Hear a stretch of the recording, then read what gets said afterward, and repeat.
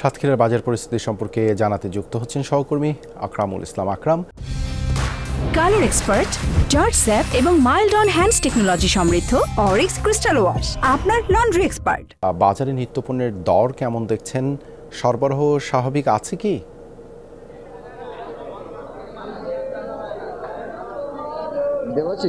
সাতক্ষীরার আমি রয়েছে সুলতানপুর বড় বাজার। এখানে মূলত পাইকারি বাজার এবং খুচরা বাজার দুইটাই রয়েছে। তো আমি রয়েছি যে পাইকারি বাজার সেখানে, বা পাশে কিন্তু খুচরা বাজারও রয়েছে। এবং এখানে যে বাজারে যে নিত্য প্রয়োজনীয় দ্রব্য সবজির বাজার, তো সেটির সরবরাহ কিন্তু স্বাভাবিক। এবং এখানকার ব্যবসায়ীরা বলছেন যে অন্য যে কোনো দিনের তুলনায় আজকে কিন্তু যে সকল সবজি রয়েছে বিভিন্ন ধরনের, সেই সবজি পণ্য কিন্তু সরবরাহ বেড়েছে। এবং সরবরাহ বাড়ার কারণে কিন্তু দামও কিছুটা কম, এমনটাই বলছেন ব্যবসায়ীরা। তবে বেগুনের সরবরাহ একটু কম রয়েছে।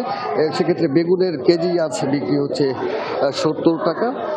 এবং আমরা বাজারে ঘুরে যেটি দেখেছি, বা কাঁচামরিচ যেটি ভারতীয়, সেটি বিক্রি হচ্ছে 280 টাকা কেজি দরে। এবং পেঁয়াজ বিক্রি হচ্ছে 95 টাকা কেজি দরে ভারতীয়। এবং দেশি পেঁয়াজ বিক্রি হচ্ছে 105 টাকা কেজি দরে। তো বাজারের সাধারণ যারা ক্রেতা রয়েছে তারা কিন্তু বলছেন যে